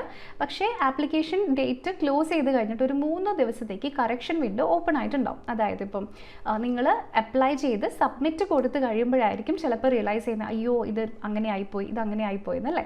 അങ്ങനെയുള്ളവർക്ക് പേടിക്കേണ്ട, നിങ്ങൾക്ക് 3 ദിവസത്തേക്ക് കറക്ഷൻ വിൻഡോ ആപ്ലിക്കബിൾ ആയിരിക്കും, അല്ലെങ്കിൽ അത് നിങ്ങൾക്ക് ഓപ്പൺ ആയിട്ട് കിട്ടും. സോ നിങ്ങൾ എന്തെങ്കിലും മിസ്റ്റേക്ക് ആപ്ലിക്കേഷൻ്റെ സമയത്ത് വരുത്തിയിട്ടുണ്ടെങ്കിൽ നിങ്ങൾക്ക് അന്നേരം അത് മാറ്റാവുന്നതാണ്. പക്ഷേ I would request personally maximum careful ആയിട്ട് തന്നെ നിങ്ങൾ ചെയ്യുക. നിങ്ങൾ ഈ കറക്ഷൻ വിൻഡോയിലേക്ക് പോകാൻ വേണ്ടി ഒന്നും പോകണ്ട, കാരണം അതിന് എക്സ്ട്രാ പേയ്മെൻ്റ് ഒക്കെ വരുന്നുണ്ട്. അപ്പോൾ അതിന് മുമ്പ് തന്നെ എല്ലാവരും മാക്സിമം നന്നായിട്ട് ചെയ്യുന്നതായിരിക്കും നല്ലത്. പക്ഷേ അൺഫോർച്ചുനേറ്റ്ലി എന്തെങ്കിലും ഒഴിവാക്കാൻ പറ്റാത്ത സാഹചര്യം കൊണ്ട് നിങ്ങൾക്ക് അപ്ഡേറ്റ് ചെയ്യണം എന്നുണ്ടെങ്കിൽ അതിന് വേണ്ടിയിട്ട് 3 ദിവസത്തേക്ക് നമ്മുടെ കറക്ഷൻ വിൻഡോ അവൈലബിൾ ആയിരിക്കും. അപ്പോൾ ഇവിടെ നിങ്ങൾ ശ്രദ്ധിക്കുക, കറക്ഷൻ വിൻഡോ അവൈലബിൾ ആയിരിക്കും എന്ന് വെച്ചിട്ടുണ്ടെങ്കിൽ ഈ 3 ദിവസത്തിൽ എത്ര തവണ വേണമെങ്കിലും പിന്നെ എഡിറ്റ് ചെയ്ത് ചെയ്യാം, അങ്ങനെയല്ല. നിങ്ങളിവിടെ ശ്രദ്ധിക്കുക, ആകെ 2 തവണ മാത്രമാണ് നിങ്ങൾക്ക് വീണ്ടും അപ്ലൈ ചെയ്യാനായിട്ട് പറ്റുള്ളൂ. ഓക്കെ, സോ ഫസ്റ്റ് നിങ്ങൾക്ക് കറക്റ്റ് ചെയ്തിട്ട് ഒരു തവണ റീസബ്മിറ്റ് ചെയ്യാനായിട്ട് പറ്റും. എന്നിട്ട് അതിലും മിസ്റ്റേക്ക് ഉണ്ടെങ്കിൽ ഒന്നും കൂടി കറക്റ്റ് ചെയ്തിട്ട് റീസബ്മിറ്റ് ചെയ്യാനായിട്ട് പറ്റും. ഓക്കെ, സോ അതിന് ശേഷം ഇനിയിപ്പോൾ എന്ത് മിസ്റ്റേക്ക് ഉണ്ടെങ്കിലും ഒരു സർക്കംസ്റ്റാൻസിലും ഒരു മാറ്റവും വരുത്താൻ പറ്റില്ല. ഓക്കെ, സോ അതുകൊണ്ടാണ് ഞാൻ പറഞ്ഞത്, നിങ്ങൾ പ്രോപ്പറായിട്ട് നോർമലി അപ്ലൈ ചെയ്യുമ്പോൾ തന്നെ അപ്ലൈ ചെയ്തോളുക. അതിന് ശേഷം വരുന്ന കറക്ഷൻ വിൻഡോയിലേക്ക് പോകാൻ മാക്സിമം നിൽക്കണ്ട. എന്നാലും ഒഴിവാക്കാൻ പറ്റാത്ത സാഹചര്യങ്ങൾ ഉണ്ടെങ്കിൽ നിങ്ങൾക്കത് ചെയ്യാം. പക്ഷേ അതും ജസ്റ്റ് 2 ടൈംസ് ആണ് പോസിബിളായിട്ട് വരുന്നുള്ളൂ. ഓക്കെ, അപ്പോൾ ഇവിടെ 2 ടൈംസ് ആണ് നമുക്ക് ഇവിടെ വരുന്നത്. ക്ലിയർ ആയാലോ എല്ലാവർക്കും? അതിൽ 2 തവണ പിന്നെയും സബ്മിറ്റ് ചെയ്ത് കഴിഞ്ഞാൽ പിന്നെ നിങ്ങൾക്ക് മാറ്റാനുള്ള ഒരു ഓപ്ഷനേ ഉണ്ടാവില്ല. അതുകൊണ്ട് വളരെ ക്ലിയർ ആയിട്ട് ആ കാര്യം എല്ലാവരും കൺസിഡർ ചെയ്യുക. പിന്നെ നിങ്ങളിവിടെ ചെയ്യേണ്ട കാര്യം, ഇത് ഫ്രീ ആയിട്ട് വരുന്ന ഒരു സർവീസ് അല്ല. കറക്ഷൻ വിൻഡോയ്ക്ക് വീണ്ടും എക്സ്ട്രാ പേയ്മെൻറ്റ് നിങ്ങൾ കൊടുക്കേണ്ടതായിരിക്കും. സോ നോർമലി നമ്മൾ അപ്ലൈ ചെയ്യുന്ന സമയത്ത് ഇപ്പോൾ നിങ്ങളൊരു ഫീമെയിൽ കാൻഡിഡേറ്റ് ആണെങ്കിൽ നിങ്ങൾ ഒരു പൈസ പോലും കൊടുക്കേണ്ട. പക്ഷേ അപ്ലൈ ചെയ്തിട്ട് നിങ്ങൾ കറക്റ്റ് ചെയ്യണമെന്നുണ്ടെങ്കിൽ 1ാമത്തെ സ്റ്റെപ്പിന് നിങ്ങൾ 200 രൂപ കൊടുക്കേണ്ടതായിട്ട് വരും. ഇനി നെക്സ്റ്റ് കറക്റ്റ് ചെയ്ത ഓൺലൈൻ ആപ്ലിക്കേഷൻ ഒന്നും കൂടെ നിങ്ങൾ സബ്മിറ്റ് ചെയ്യുകയാണെങ്കിൽ ആ സമയത്ത് നിങ്ങൾക്ക് 500 രൂപ വീണ്ടും ഒരു കറക്ഷൻ ഫീ ആയിട്ട് കൊടുക്കേണ്ടി വരും. ഓക്കെ, സോ അപ്പോൾ ഇത് നിങ്ങളിവിടെ ശ്രദ്ധിക്കുക, അതിന് റിലാക്സേഷൻ ഒന്നുമില്ല. സോ കറക്ഷൻ ചാർജസ് എല്ലാ ജെൻഡറിനും ഏത് കാറ്റഗറിക്കും ഒക്കെ സെയിം ആണ്. അപ്പോൾ നിങ്ങൾ മറ്റേ അൺറിസർവ്ഡ് ആണെങ്കിലും അല്ലെങ്കിൽ നിങ്ങൾ ഇനി may be OBC SC ST ആണെങ്കിൽ ഒന്നും ഇത് മാറ്റർ ചെയ്യാൻ പോകുന്നില്ല. സോ നിങ്ങൾ ഏത് കാറ്റഗറിയിലുള്ള ഏത് ജെൻഡറിലുള്ള ആളാണെങ്കിലും കറക്ഷൻ ഫീസ് അത് നിങ്ങൾക്ക് ബാധകമായിരിക്കും. ഓക്കെ, അതുകൊണ്ടാണ് ഞാൻ പറഞ്ഞത് അവിടേക്കൊന്നും നിങ്ങൾ പോകണ്ട, മാക്സിമം കെയർഫുൾ ആയിട്ട് ഇപ്പം തന്നെ നിങ്ങൾ അപ്ലൈ ചെയ്യുന്ന സമയത്ത് തന്നെ അത് ഡീറ്റെയിൽഡ് ആയിട്ട് ചെയ്യാം. ഓക്കെ, അപ്പോൾ ഇതും എല്ലാവർക്കും ക്ലിയർ ആയല്ലോ. പിന്നെ മറ്റൊരു കാര്യം, ഇത് ഫൈനൽ സബ്മിറ്റ് കൊടുത്ത ഒരാൾക്ക് മാത്രമാണ് കറക്ഷൻ വിൻഡോയിൽ കറക്റ്റ് ചെയ്യാൻ പറ്റുള്ളൂ കേട്ടോ. അതായത് തന്നിരിക്കുന്ന ആപ്ലിക്കേഷൻ വിൻഡോ ഓപ്പൺ ആയിരിക്കുന്ന സമയത്തിൻ്റെ ഉള്ളിൽ പ്രോപ്പറായിട്ട് സബ്മിറ്റ് ചെയ്ത ഒരാൾക്ക് മാത്രമാണ് ഇതിൻ്റെ കറക്ഷൻ വിൻഡോയിൽ പോയി കറക്റ്റ് ചെയ്യാൻ പറ്റുള്ളൂ. നിങ്ങൾ അന്നേരം ജസ്റ്റ് ഡ്രാഫ്റ്റ് ആയിട്ട് വെച്ചിട്ട് അല്ലെങ്കിൽ സേവ് ചെയ്ത് വെച്ചിട്ട് കറക്ഷൻ വിൻഡോയിൽ പോയി കറക്റ്റ് ചെയ്ത് സബ്മിറ്റ് ചെയ്യാന്ന് വെച്ചാൽ നടക്കില്ല. നിങ്ങൾ ഫൈനൽ സബ്മിറ്റ് കൊടുത്ത് ആപ്ലിക്കേഷൻ കൊടുത്ത ഒരാൾക്ക് മാത്രമാണ് കറക്ഷൻ വിൻഡോയിൽ മാറ്റാനായിട്ട് പറ്റുള്ളൂ. ഓക്കെ, അപ്പോൾ അതും എല്ലാവർക്കും ക്ലിയർ ആയിട്ടുണ്ടാവുമെന്ന് കരുതുന്നു. ഇനി നമ്മുടെ ഫൈനൽ സബ്മിറ്റിൻ്റെ കാര്യം, ഇവിടെ നിങ്ങൾ ഫൈനൽ സബ്മിറ്റ് കൊടുക്കുന്നതിന് മുമ്പ് എല്ലാ കാര്യങ്ങളും പ്രോപ്പറായിട്ട് നിങ്ങളുടെ കമ്മ്യൂണിക്കേഷൻ അഡ്രസ്സും തുടങ്ങിയിട്ടുള്ള എല്ലാ കാര്യങ്ങളും ക്ലിയർ ആയിട്ട് കൊടുത്തിട്ടുണ്ടോ എന്ന് നിങ്ങൾ 2 തവണ ചെക്ക് ചെയ്യുക. എന്നതിന് ശേഷം മാത്രം ഫൈനൽ സബ്മിറ്റ് കൊടുക്കുക. ഓക്കെ, കറക്ഷൻ വിൻഡോയ്ക്ക് ശേഷമുള്ള കാര്യമാണ് പറയുന്നത്. അല്ലെങ്കിൽ പിന്നെ കറക്ഷൻ വിൻഡോ ഉണ്ടെന്ന് വിചാരിക്കാം, അതും ക്ലോസ് ചെയ്ത് കഴിഞ്ഞാൽ പിന്നെ വേറെ ഓപ്ഷൻ ഉണ്ടാവില്ല. സോ നിങ്ങൾ വളരെ കെയർഫുൾ ആയിട്ട് വേണം അപ്ലൈ ചെയ്യാൻ. അപ്പോൾ ഇത്രയും കാര്യങ്ങളാണ് ആപ്ലിക്കേഷനിൽ പറയാനുള്ളത്. ഇനി നമ്മളൊക്കെ വരുന്നത് കേരള കർണാടക റീജിയൻ, അതായത് നമ്മുടെ KKR റീജിയനിലാണ് നമ്മളെല്ലാവരും, കേരളത്തിലുള്ളവരും എല്ലാവരും വരുന്നത്. സോ നമുക്ക് വേണ്ടിയിട്ട് നിങ്ങൾക്ക് ഇവിടെ കാണാൻ പറ്റും ഏകദേശം കുറേ സെൻറ്റേഴ്സ് ഇവിടെ തന്നിട്ടുണ്ട്. നിങ്ങൾക്ക് അപ് ടു 3 സെൻറ്റേഴ്സ് സെലക്ട് ചെയ്യാനായിട്ട് പറ്റും. സോ ബംഗളൂരു ഉണ്ട്, അതുപോലെ തന്നെ ഗുൽബർഗ ഉണ്ട്, മാംഗ്ലൂർ ഉണ്ട്, ശിവമോഗ, ഉടുപ്പി, എറണാകുളം, കൊല്ലം, കോട്ടയം, കോഴിക്കോട്, തിരുവനന്തപുരം ആൻഡ് തൃശ്ശൂർ, ഇത്രയാണ് നമുക്ക് സെൻറ്റേഴ്സ് വരുന്നത്. അപ്പോൾ ഈ സെൻറ്റേഴ്സിൽ നിങ്ങൾക്ക് എവിടെയാണോ അപ്ലൈ ചെയ്യാനായിട്ട് നിങ്ങൾക്ക് താല്പര്യം ആ സെൻറ്റേഴ്സ് നിങ്ങൾക്ക് ഡെഫിനറ്റ്ലി എടുക്കാനായിട്ട് പറ്റും. സോ അപ് ടു 3 ഓപ്ഷൻസ് ആണ് നിങ്ങൾക്ക് ചൂസ് ചെയ്യാനായിട്ട് പറ്റുള്ളൂ കേട്ടോ. അപ്പോൾ ഇതിൽ നിങ്ങളുടെ ഫസ്റ്റ് പ്രിഫറൻസ് എവിടെയാണോ അത് കൊടുക്കാം, സെക്കൻഡ് കൊടുക്കാം, തേർഡും കൊടുക്കാം. അപ്പോൾ സാധാരണ എല്ലാവർക്കും ഫസ്റ്റ് പ്രിഫറൻസ് തന്നെ ആയിരിക്കും കിട്ടുന്നത്. പക്ഷേ ഡിപ്പെൻസ്, ഇവിടെ 40,000 വേക്കൻസി തന്നെ വരുന്നുണ്ട്. അപ്പോൾ അപ്ലൈ ചെയ്യുന്നവരുടെ എണ്ണവും അത്യാവശ്യം നല്ല കൂടുതലായിരിക്കും. അപ്പോൾ അങ്ങനെ വരുമ്പം ചിലപ്പം നിങ്ങളുടെ സെക്കൻഡ് ഓപ്ഷനോ തേർഡ് ഓപ്ഷനോ നിങ്ങൾക്ക് എക്സാം സെൻറ്റർ ആയിട്ട് കിട്ടും. പക്ഷേ നിങ്ങൾക്ക് കിട്ടിയ സെൻറ്റർ മാറ്റണം എന്നുള്ള റിക്വസ്റ്റോ അങ്ങനെയുള്ള കാര്യങ്ങളൊന്നും തന്നെ ഇവിടെ വാലിഡ് അല്ല. ഓക്കെ, അപ്പോൾ നിങ്ങൾ കെയർഫുള്ളായിട്ട് നിങ്ങൾക്ക് ആവശ്യമുള്ള സെൻറ്റേഴ്സ് നിങ്ങൾക്ക് 3 എണ്ണം ചൂസ് ചെയ്യാം.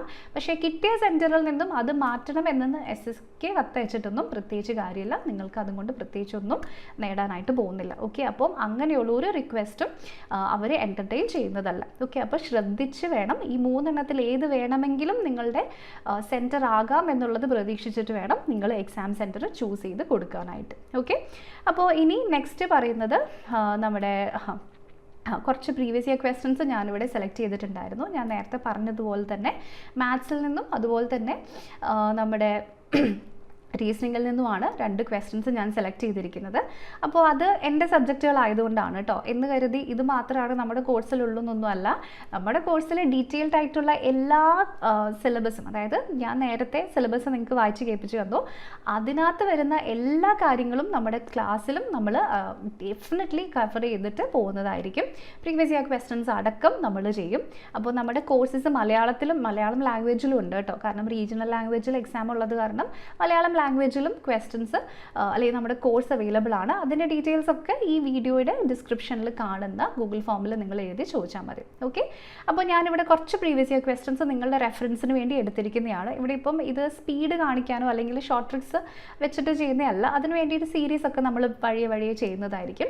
ഇത് ക്വസ്റ്റ്യൻസിൻ്റെ ലെവൽ ഏകദേശം എങ്ങനെയാണ് വരുന്നതെന്ന് നിങ്ങൾക്കൊരു അണ്ടർസ്റ്റാൻഡിങ് ഉണ്ടാവാൻ വേണ്ടി മാത്രം വെച്ചിരിക്കുന്നതാണ്. ഓക്കെ, അപ്പോൾ ഞാനിവിടെ റീസണിങ്ങിൽ നിന്ന് 2 ക്വസ്റ്റ്യൻസും മാത്സിൽ നിന്ന് 2 ക്വസ്റ്റ്യൻസുമാണ് സെലക്ട് ചെയ്തിരിക്കുന്നത്, നേരത്തെ പറഞ്ഞതുപോലെ തന്നെ.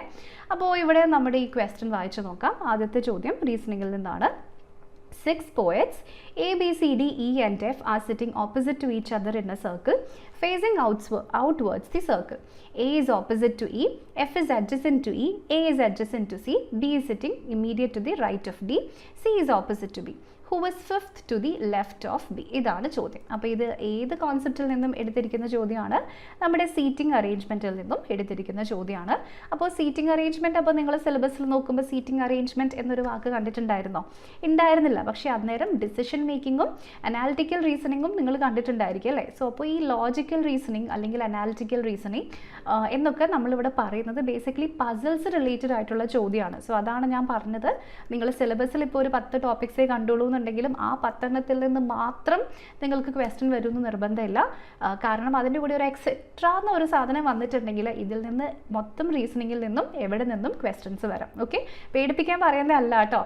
ഇതിൻ്റെയൊക്കെ ക്ലാസ്സസ് നമ്മുടെ ആപ്പിൽ അവൈലബിൾ ആണ്. കംപ്ലീറ്റ് പ്രീവിയസ് ഇയർ ക്വസ്റ്റ്യൻസ് ഒക്കെ അനലൈസ് ചെയ്തിട്ട് ഒരു ടോപ്പിക്ക് പോലും മിസ്സാവാതെയാണ് നമ്മുടെ എൻട്രി ആപ്പിലെ ക്ലാസ്സസ് വരുന്നത്. അപ്പോൾ അത് ഓർത്ത് നിങ്ങൾ ടെൻഷൻ ആവണ്ട, we have got your back. അതായത് നിങ്ങൾ പേടിക്കേണ്ട, എല്ലാ കാര്യങ്ങളും നമ്മൾ ഡെഫിനറ്റ്ലി നമ്മുടെ ക്ലാസ്സസിൽ കവർ ചെയ്യുന്നതായിരിക്കും. ഓക്കെ, അപ്പോൾ ഇനി നമ്മുടെ ക്വസ്റ്റ്യനിലേക്ക് വരാം. അപ്പോൾ ഇവിടെ 6 പോയിറ്റ്സ് ആണ് ഇരിക്കുന്നതെന്ന് പറയുന്നു. ഇവർ ഒരു സർക്കുലർ രീതിയിലാണ് ഇരിക്കുന്നത്. They are facing towards the centre എന്നും ക്ലിയർലി പറഞ്ഞിട്ടുണ്ട് അല്ലേ? അപ്പോൾ നമ്മൾ ആദ്യം തന്നെ ഇങ്ങനത്തെ ചോദ്യങ്ങൾ വരുമ്പോൾ എന്ത് ചെയ്യണം?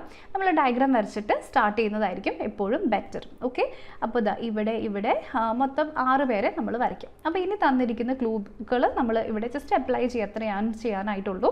അപ്പോൾ ഇവിടെ ഫസ്റ്റ് പറയുന്നു A is opposite to E, F is adjacent to E, A is adjacent to C, B is sitting immediate to the right of D, അതിനുശേഷം C is opposite to B. അപ്പോൾ ഇവിടെ നിങ്ങൾ ശ്രദ്ധിക്കേണ്ട കാര്യം, ഇവിടെ നമുക്ക് വേണമെങ്കിൽ A is opposite to E വെച്ചിട്ട് സ്റ്റാർട്ട് ചെയ്യാം. പക്ഷെ അങ്ങനെ ചെയ്ത് കഴിഞ്ഞാൽ ആര് ലെഫ്റ്റ് ആര് റൈറ്റ് അതൊന്നും നമുക്കറിയില്ല. അപ്പോൾ എപ്പോഴും ഡിറക്ഷൻസും കൂടെ ലെഫ്റ്റ് ആണോ റൈറ്റ് ആണോ അതും കൂടെ തന്നിരിക്കുന്നത് വെച്ച് സോൾവ് ചെയ്യുന്നതായിരിക്കും ബെറ്റർ. ഓക്കെ, അപ്പോൾ ഇവിടെ പറയണു ഇവിടെ B is sitting to the right of D. അപ്പോൾ ഞാനിവിടെ തൽക്കാലം ഡീനെ ഇവിടെ വെക്കുകയാണെങ്കിൽ ബീനെ നമുക്ക് വേണമെങ്കിൽ ഇവിടെ വെക്കാം അല്ലേ? അപ്പോൾ ഇവിടെ കറക്റ്റായിട്ട് വന്നു. ഇവിടെ ബി ഇരിക്കുന്നത് ഡിയുടെ റൈറ്റ് ആണ്. അടുത്തത് C is opposite to B. അപ്പോൾ സി നേരെ ഇവിടേക്കായിരിക്കും വരുന്നത്. ക്ലിയർ ആയല്ലോ? നെക്സ്റ്റിൽ വരുന്നത് A is adjacent to C എന്നും നമുക്ക് തന്നിട്ടുണ്ട്. അതിനുശേഷം A is opposite to E. അപ്പോൾ എ ഇവിടെ വന്നാൽ ഡി ഓപ്പോസിറ്റ് ആകും, എ ഇവിടെ വന്നാൽ മാത്രമാണ് ഇ ഓപ്പോസിറ്റ് ആവുള്ളൂ. അപ്പോൾ പിന്നെ ഈ കൂട്ടത്തിൽ ഇനി എഫ് മാത്രമേ ഉള്ളൂ. എഫിന് ഇവിടെയും പ്ലേസ് ചെയ്യാം. സോ നമ്മൾ ഈ ഡിറക്ഷൻ്റെ ക്ലൂ എടുത്തതും കാരണം നമുക്ക് വളരെ പെട്ടെന്ന് ഡയഗ്രാം ഇവിടെ സോൾവ് ചെയ്യാനായിട്ട് പറ്റിയിട്ടുണ്ട്. ഇനി നമ്മുടെ ചോദ്യം എന്താണ്? Who is fifth to the left of B? ബിയുടെ ഫിഫ്ത്ത് ടു ദി ലെഫ്റ്റ് ഇരിക്കുന്ന ആൾ ആരായിരിക്കും? ഇതാണ് ക്വസ്റ്റ്യൻ. ബിയുടെ ഫിഫ്ത്ത് ടു ദി ലെഫ്റ്റ് എന്ന് വെച്ചാൽ എന്തായിരിക്കും? ആകെ 6 പേരേ ഉള്ളൂ. അപ്പോൾ ബീനെ കഴിഞ്ഞാൽ പിന്നെ 5 പേരേ ഉള്ളൂ. അപ്പോൾ ഫിഫ്ത്ത് ടു ദി ലെഫ്റ്റ് ഇരിക്കുന്നത് റൈറ്റിൽ തൊട്ടിപ്പുറത്തിരിക്കുന്ന ആളായിരിക്കും അല്ലേ? സോ അത് നമ്മുടെ ഓപ്ഷൻ നമ്പർ ബിയിലുള്ള ഇ ആണ്. അപ്പോൾ ഓപ്ഷൻ നമ്പർ ബി ആണ് ഈ ക്വസ്റ്റ്യൻ്റെ കറക്റ്റ് ആൻസർ ആയിട്ട് നമുക്ക് ഇവിടേക്ക് വരുന്നത്. ഓക്കെ, അപ്പോൾ ഇനി നിങ്ങൾക്ക് കൗണ്ട് ചെയ്ത് പോകണമെന്നുണ്ടെങ്കിൽ അങ്ങനെയും ചെയ്യാം കേട്ടോ. 1 2 3 4 5 ഇതാണ് ബിയുടെ ലെഫ്റ്റ് എന്ന് പറയുന്നത്. സോ ലെഫ്റ്റിലേക്ക് പോയി കഴിയുമ്പോൾ ഇങ്ങനെ പോയാൽ നമുക്ക് അവിടെ കറക്റ്റ് ഇ തന്നെ ആൻസർ ആയിട്ട് വരും. അപ്പോൾ ഓപ്ഷൻ നമ്പർ ബിയിലുള്ള ഇ ആണ് ഈ ചോദ്യത്തിൻ്റെ കറക്റ്റ് ഉത്തരമായിട്ട് വരുന്നത്. ക്ലിയർ ആയല്ലോ? ഇനി ഇതിൽ നിന്നും തന്നെ മറ്റൊരു പ്രീവിയസ് ഇയർ ക്വസ്റ്റ്യൻ വീണ്ടും നമ്മൾ ഇത്തവണ എടുത്തിരിക്കുന്നത് റീസണിങ്ങിലെ അനാലജിയുടെ ക്വസ്റ്റ്യൻ ആണ്. അപ്പോൾ ഈ ചോദ്യം കൂടെ വായിച്ചു നോക്കാം.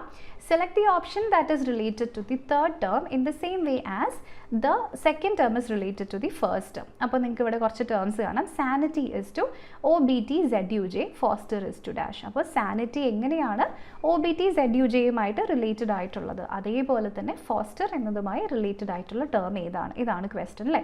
അപ്പോൾ നമുക്ക് SANITY ഇവിടെ കാണാം. അതിനുശേഷം ഇവിടേക്ക് OBT ZUJ ഇതാണ് റിലേഷൻഷിപ്പ് വന്നിരിക്കുന്നത്. ഓക്കെ, ഇനി നമ്മുടെ ക്വസ്റ്റ്യൻ വേർഡ് എന്താണ്? ഫോസ്റ്റർ ആണ്. സോ ഇത് എങ്ങനെയാണ് സോൾവ് ചെയ്യാനായിട്ട് പറ്റും? ഇത് സോൾവ് ചെയ്യാൻ വേണ്ടിയിട്ട് നമുക്ക് പ്ലേസ് വാല്യൂ, നിങ്ങൾ ബിഗിനറാണ്, പഠിച്ച് തുടങ്ങുന്ന ഒരാളാണെങ്കിൽ പ്ലേസ് വാല്യൂ എടുക്കാം, ഇല്ലെങ്കിൽ നിങ്ങൾക്ക് ജസ്റ്റ് അല്ലാതെ തന്നെ റിലേറ്റ് ചെയ്യാം. അപ്പോൾ ഞാനിവിടെ ഡീറ്റെയിൽ ആയിട്ട് പറയുന്നത് കൊണ്ട് പ്ലേസ് വാല്യൂ എടുക്കുകയാണ് കേട്ടോ. ഇവിടെ 19 1 14 9 20 and 25, ഇവിടേക്ക് 15 to 20, നെക്സ്റ്റ് വീണ്ടും 26 21 and 10, ഇവിടേക്ക് 6 15 19 20 5 and 18. അപ്പോൾ ഇത്രയൊന്നും നിങ്ങൾ ആക്ച്വലി എക്സാമിന് എഴുതേണ്ട കാര്യമില്ല കേട്ടോ. ഇത് ഞാൻ ഇനി അഥവാ കോൺസെപ്റ്റ് അറിയാത്ത ആരെങ്കിലും ഉണ്ടെങ്കിലോ എന്ന് ഓർത്ത് പറഞ്ഞതാണ്. നിങ്ങൾക്ക് ഓൾറെഡി കോൺസെപ്റ്റ് അറിയാമെങ്കിൽ ഡയറക്റ്റ്ലി ഇവിടെ നിങ്ങൾ ലെറ്റേഴ്സ് വെച്ച് നോക്കിയാൽ മതി. അപ്പോൾ ഇതെങ്ങനെ റിലേറ്റ് ചെയ്യാൻ പറ്റും? 19ഉം 15ഉം -4, പക്ഷേ ഇവിടേക്ക് -4 വന്നാൽ ടി കിട്ടുമോ? ഇല്ല, എല്ലാം തന്നെ സ്റ്റാർട്ട് ചെയ്യുന്നത് ടിയിലാണ്. പിന്നെ റിലേറ്റ് ചെയ്യാൻ ഇവിടെ 19 + 1 20, 14 + 1 15, 1 + 1 ഇവിടെ 2 കിട്ടും. സോ ബേസിക്കലി നമ്മളിതിനെ ക്രോസ് ചെയ്തിട്ട് ഷിഫ്റ്റ് ചെയ്യുന്ന ലോജിക്കാണ് യൂസ് ചെയ്യുന്നത് അല്ലേ. അപ്പോൾ അങ്ങനെ നോക്കിയാൽ ഇവിടെ ടി വരും, പി വരും, ജി വരും. ടി പി ജി ഇവിടെ ആകെ ഒറ്റ ഓപ്ഷനിലേ ഉള്ളൂ. അപ്പോൾ അതാണ് ക്വസ്റ്റ്യൻ്റെ കറക്റ്റ് ആൻസർ ആയിട്ട് നമുക്ക് ഇവിടേക്ക് കിട്ടും. ഓക്കെ, ഇനി നിങ്ങൾക്ക് വേണമെങ്കിൽ ബാക്കിയുള്ളതും കൂടെ ജസ്റ്റ് ഒന്ന് വെരിഫൈ ചെയ്യാം. ഇവിടെയും +1 ആണ്, +1 ആണ്, +1 ആണ്.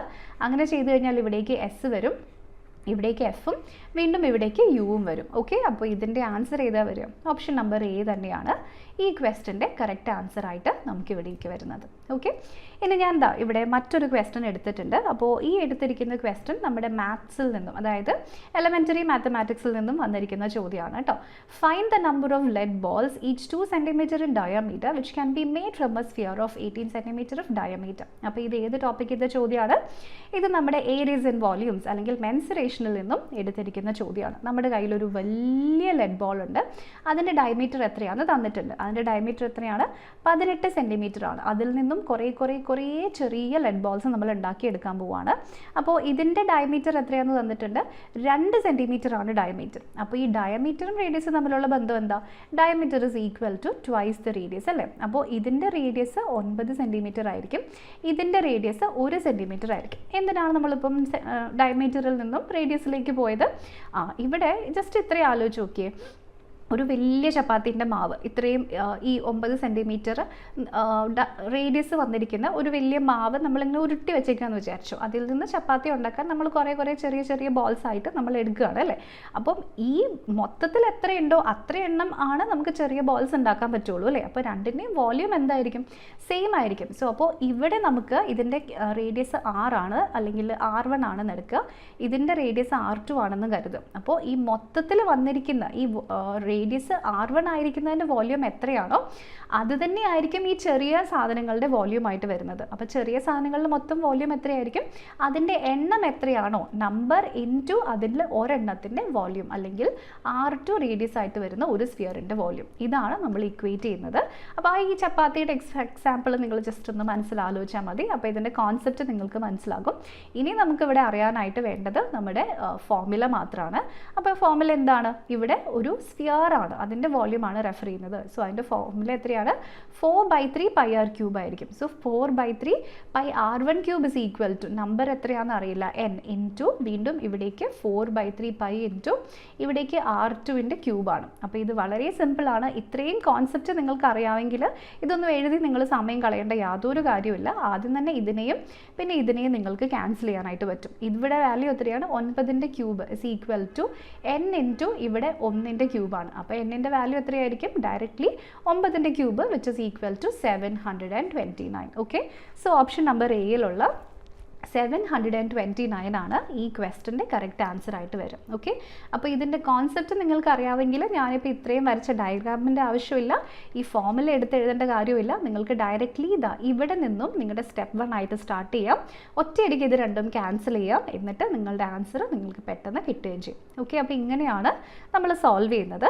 ഇനി ഒരു ക്വസ്റ്റ്യനും കൂടെ ഞാനിവിടെ എടുത്തിട്ടുണ്ട് കേട്ടോ. 3 numbers are in the ratio 4:3:7. Their HCF is 6.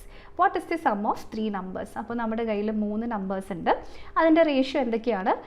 ഒന്ന് 4ഉം അടുത്തത് 3ഉം പിന്നെ 6ഉം ആണ്. ഇതിൻ്റെ 3 എണ്ണത്തിൻ്റെയും HCF എന്ന് പറയുന്നത് 6 ആണ്. ഈ HCF എന്ന് വെച്ചാൽ എന്താ സാധനം? Highest common factor. അപ്പോൾ ഈ 3 എണ്ണത്തിൻ്റെയും ഹയസ്റ്റ് കോമൺ ഫാക്ടർ HCF ആണെങ്കിൽ ആ HCFന് ഇവിടേക്ക് മൾട്ടിപ്ലൈ ചെയ്താൽ നമുക്ക് ഈ ആക്ച്വൽ നമ്പർ കിട്ടില്ലേ. അപ്പോൾ നിങ്ങൾക്ക് ചിലപ്പോൾ എന്തെങ്കിലും കൺഫ്യൂഷൻ ഉണ്ടെങ്കിൽ കോൺസെപ്റ്റ് അറിയാത്തവർക്ക് വേണ്ടി മാത്രം ഞാൻ ജസ്റ്റ് പറഞ്ഞു തരാം. നമുക്ക് 2 നമ്പേഴ്സിനെ എടുക്കാം. ഞാനിവിടെ എടുക്കാൻ പോകുന്ന നമ്പർ ഒന്ന് 12ഉം അടുത്തത് 16ഉമാണ്. 2 നമ്പേഴ്സ് ആണെന്ന് കരുതുക. ഇതിൻ്റെ HCF ഏതാണ്? രണ്ടിനും ഹയസ്റ്റ് കോമൺ ആയിട്ട് ഫാക്ടർ വരുന്നത് ഏതാണ്? 4 ആണ് അല്ലേ. അപ്പോൾ ഇതിൻ്റെ HCFനെ നമുക്കിവിടേക്ക് 4 ആയിട്ട് എടുക്കാം. ഇനി അതിനുശേഷം ബാക്കി ഈ നമ്പേഴ്സിൻ്റെ റേഷ്യോ എത്രയാണ്? 12/16 എന്ന് വെച്ചിട്ടുണ്ടെങ്കിൽ ഇവിടെ എന്താ കിട്ടുന്നത്? 3/4 ആണ്. സോ ഈ 4 ആയ HCFനെ നമ്മൾ ഇതിൽ നിന്ന് ഒഴിവാക്കി കളഞ്ഞപ്പോൾ കിട്ടുന്ന ബാക്കിയാണ് നമ്മുടെ റേഷ്യോ എന്ന് പറയുന്നത് അല്ലേ. സോ ഇതിൻ്റെ റേഷ്യോ 3:4 ആണെങ്കിൽ 3/4നെ നമുക്ക് ഇവിടെയും HCF വെച്ചിട്ട് നമ്മൾ മൾട്ടിപ്ലൈ ചെയ്യാം. അതുപോലെ തന്നെ ഇവിടെയും നമ്മുടെ HCFനെ വെച്ച് മൾട്ടിപ്ലൈ ചെയ്യുമ്പോൾ കിട്ടുന്നത് ആക്ച്വൽ നമ്പേഴ്സ് തന്നെയാണ്. കാരണം കാരണം HCFനെ ഒഴിവാക്കി കളഞ്ഞാൽ ബാക്കി കിട്ടുന്നതാണ് നമ്മുടെ എഫക്റ്റീവ് ആയിട്ടുള്ള റേഷ്യോ എന്ന് പറയണേ. അപ്പോൾ ആക്ച്വൽ നമ്പർ കണ്ടുപിടിക്കാൻ എന്ത് ചെയ്താൽ മതി, HCFനെ ഇങ്ങോട്ട് ജസ്റ്റ് ഒന്ന് മൾട്ടിപ്ലൈ ചെയ്താൽ മാത്രം മതി. അപ്പോൾ നമുക്ക് എത്ര കിട്ടും, ഇവിടേക്ക് 24 കിട്ടും, ഇവിടേക്ക് 18, ഇവിടേക്ക് 42 കിട്ടും. അപ്പോൾ ഇങ്ങനെ നിങ്ങൾക്ക് സോൾവ് ചെയ്യാം. എന്നിട്ട് ഇതിൻ്റെ മൂന്നിൻ്റെയും സം വേണമെങ്കിൽ കാൽക്കുലേറ്റ് ചെയ്യാം. ഇനി അങ്ങനെയല്ല, ഇച്ചിരിയും കൂടി എളുപ്പമാക്കണമെങ്കിൽ റേഷ്യോ നിങ്ങളൊന്ന് ആഡ് ചെയ്ത് നോക്കിക്കേ. 4 + 3 + 7 ചെയ്തിട്ടുണ്ടെങ്കിൽ നമുക്ക് ഇവിടെ 14 കിട്ടും. അപ്പോൾ ഇതാണ് അവയുടെ സമ്മ്. അപ്പോൾ അതിൻ്റെ നമ്പേഴ്സിൻ്റെ സമ്മ് കണ്ടുപിടിക്കാൻ എന്ത് ചെയ്യുക, 14 × എക്സിൻ്റെ വാല്യൂ എത്രയായിരിക്കും, HCF ആണ്, അത് 6 ഇവിടേക്ക് സബ്സ്റ്റിറ്റ്യൂട്ട് ചെയ്യുക. സോ 14 × 6 ചെയ്താൽ ആൻസർ 84 എന്ന് കിട്ടും. അതാണ് നമ്മുടെ ചോദ്യത്തിൻ്റെ ശരിയുത്തരമായിട്ട് വരുന്നത്. ഇത് നമ്മൾ ആഡ് ചെയ്താലും നമ്മൾക്ക് കിട്ടുന്നത് 84 തന്നെയാണ് കേട്ടോ. ഇവിടെ നിങ്ങൾ ഇത് ആഡ് ചെയ്തിട്ടുണ്ടെങ്കിലും നിങ്ങളുടെ ആൻസർ അങ്ങനെ തന്നെയായിരിക്കും വന്നിട്ടുണ്ടാവുക. ക്ലിയർ ആയല്ലോ? അയ്യോ ഇത് അതെ കറക്റ്റാണ്.